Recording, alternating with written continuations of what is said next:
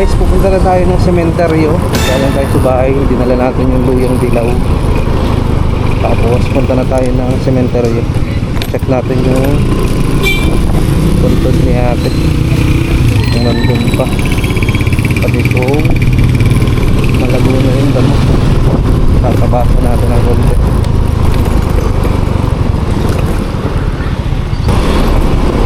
Medyo inabutan na tayo ng init, pero goods pa naman yan. Huwag lang yung sobrang tanghali mo.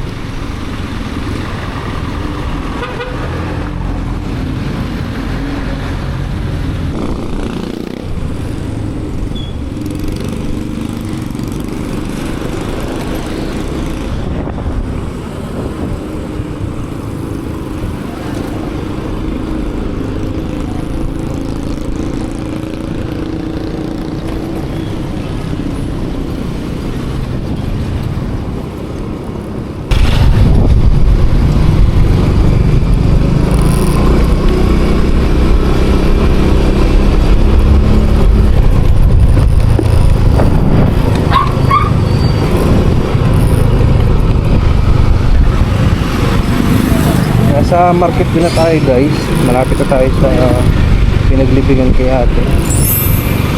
Ito lang to sa Barangay Market View. Dadaanan nyo yung mga gawaan dito ng tapak.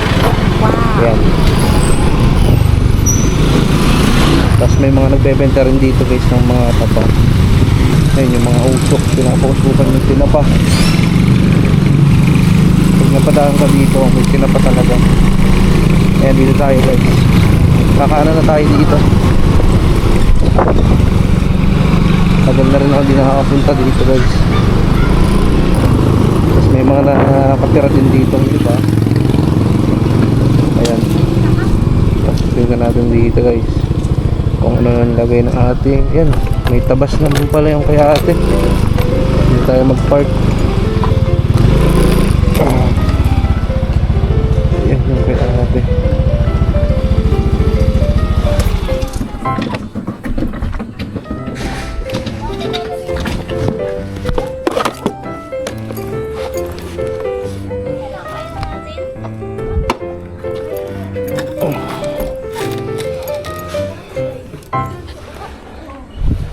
Guys, ito yung ating pantabasana. Kaso yung gusto naman hindi naman masukal, pwedeng akyatin. Tapos maglagay na lang tayo ng kandila kay ate.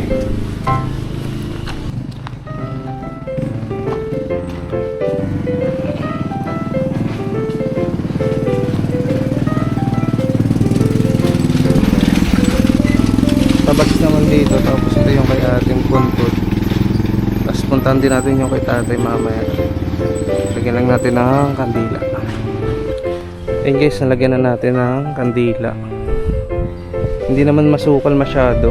Dati kasi ang taas ng mga damo dito, kaya nagdala tayo ng mawel. Ayun yung kay ate. Yung ay sa Dibiliatan. Wala na yung picture. Ayun na lang uli ako nakadalaw dito. Ayan, ang init na guys. Yan, doon tayo sa Malilom. Tapos konting dasal tayo. Tara.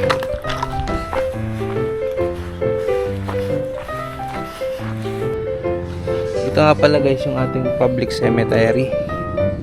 Yan, dito si ate inilibing nung namatay siya.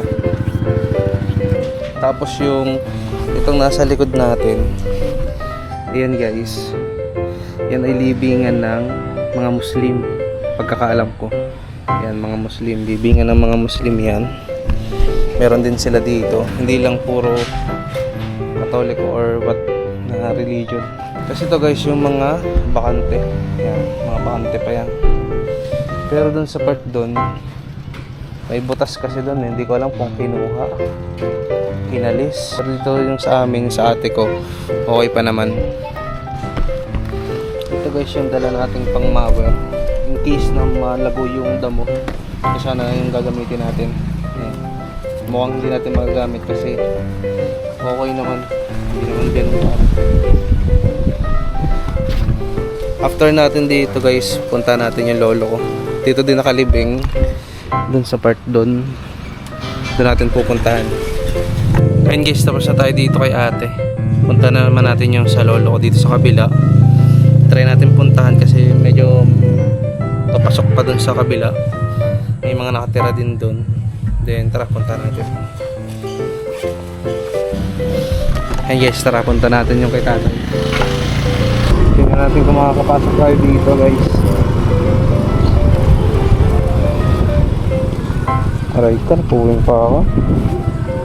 Ito sinasabi ko sa inyo, papunta dito sa lolo ko. Punta tayo.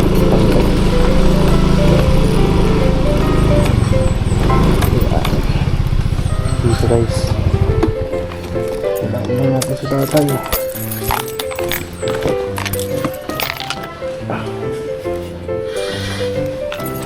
Saglit lang tayo dito guys.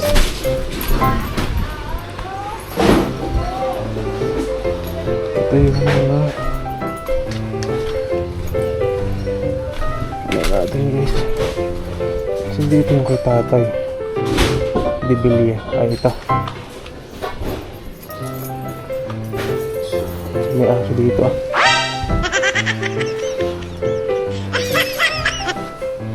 Ayun guys, hindi natin mapistuhan. May nakalagay. Pero ito yung kay tatay. Yan, September 4, 2022. Yan, maganda pa yung itsura ng kay tatay. Nga lang medyo tago dito. Hindi tayo makapesto kasi may nakalagay ditong yero. Ayan guys, ito kasi ay parang junk shop. Ayan, mga bote. Ayan, ang ganda yung mga patay. Alisa tayo. Ayan.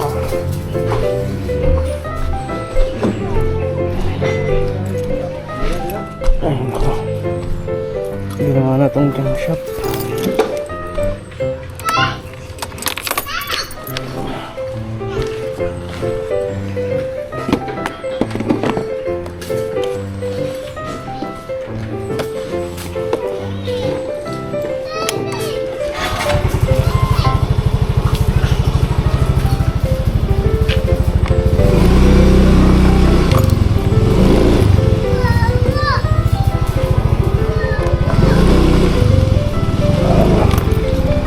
Tayo magplatan dito. Diyos ko po,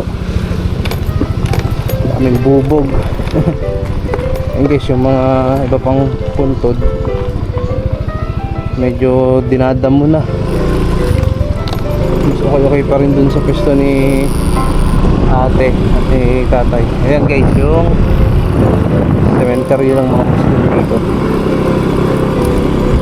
Ayan yung iba papasok din. Ayan, dinadamo na din.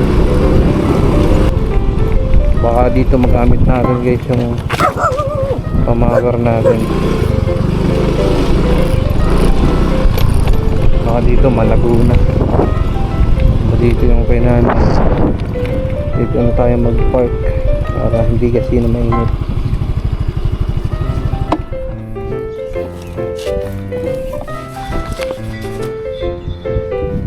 Yan, mukhang magagamit natin dito. Dito natin magagamit kay nanay. Maglagay na tayo ng battery. Ito yung isa pang simbahan dito eh. Malawak yan guys. Makikita nyo malawak. Tapos dun meron din dun. Tapos yung iba dito yan, parang may bahay, sariling bahay dito. Yan, kuha tayo isang battery. Pangan natin sa mower.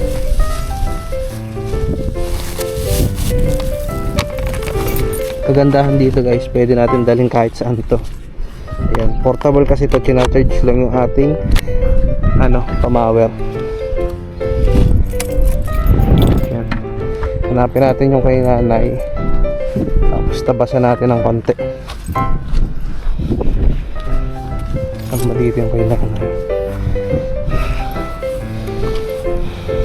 may kiraan lang po, tabi-tabi lang po, tabi-tabi po. So yung kay nanay nga dito, hindi ba ito yung kay nanay?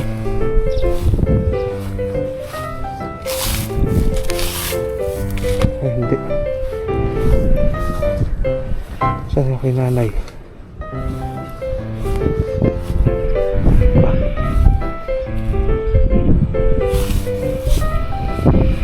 Kailangan lang po, hindi, ito yung kay nanay. Tayo kay nanay, hindi din. Nasa kay nanay, alam ko dalawa din yun eh. Hindi kaya ito?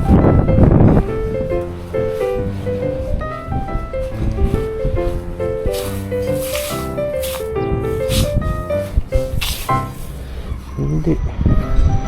Saan ba yung kay nanay?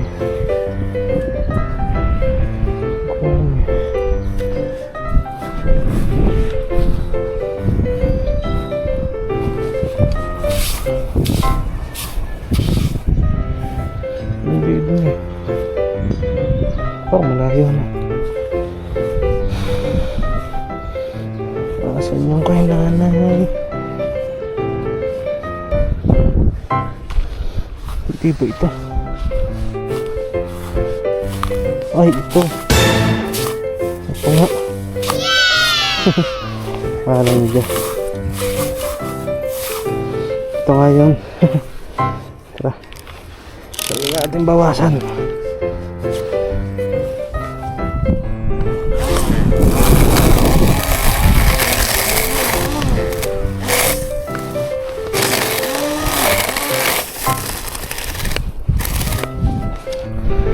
Masok. Umingit ka naman eh. Kaya singit.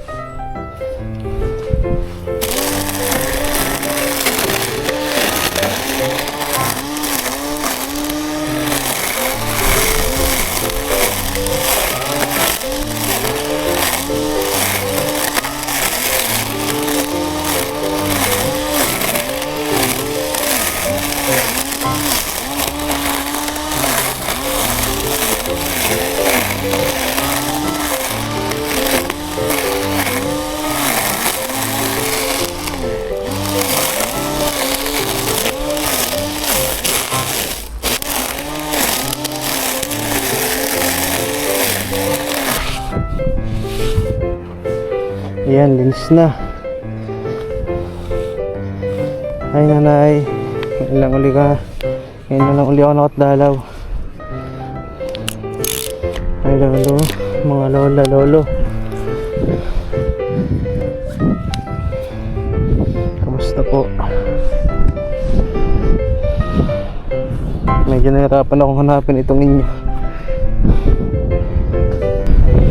Nakandarang kandila, isa lang inadala ko, sayang. Eh may mga nakalagay naman na wala na dito yung picture ni nanay. Hindi ko rin kasi yung kumuha. May mga basag na din. Eh nanay, una na ako ha. Bye bye. Ay tiraan po. Ay grabe ang init. Pahinga muna tayo guys. Ang init. Ayan guys, tapos na tayo. Tapasan natin ng konti yung kay nanay. Uuwi na tayo. Ayan, maganda pa naman yung panahon, mainit. Pero kailangan na natin umuwi. Diretso na tayo. Pag uuwi, papagas lang tayo guys.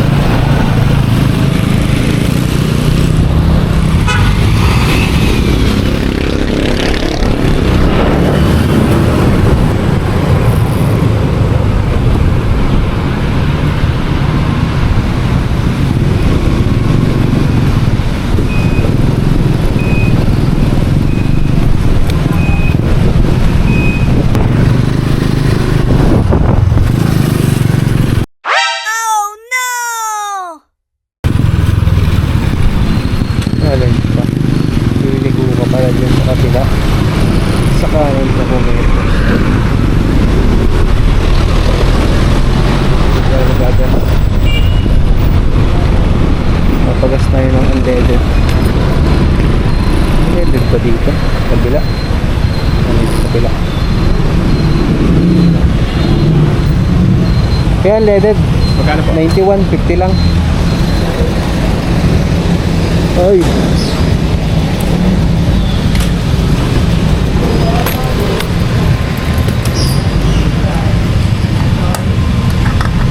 Yeah. Pero sir.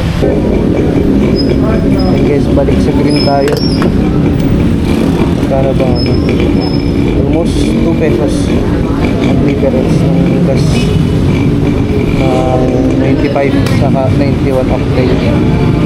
Mas mahal talaga yung ano, 95 octane yung premium pula. Thank you po. Grass cutter yan. Yes sir, portable. Goma lang. Pero may bala din siya na ano, blade. Madali din.